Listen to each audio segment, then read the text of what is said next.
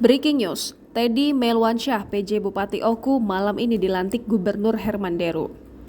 Teddy Melwansyah malam ini akan dilantik menjadi PJ Bupati Ogan Komering Ulu.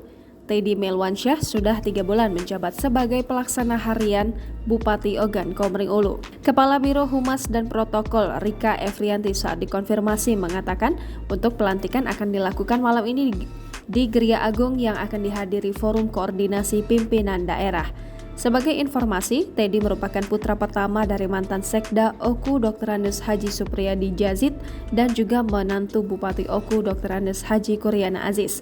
Berbagai jabatan pernah diemban Teddy semasa kepemimpinan Alex Nurdin, seperti pernah menjadi pejabat Bupati Muara Enim pada 21 Juni 2018 dan sebagai Kepala Biro Humas dan Protokol Pemprov Sumatera Selatan. Lalu di masa kepemimpinan Herman Deru seperti menjadi Kepala Dinas Pendidikan Kabupaten Oku dan pelaksana pada Badan Kepegawaian dan Pengembangan Sumber Daya Manusia. Jangan lupa subscribe, share, komen, dan like ya!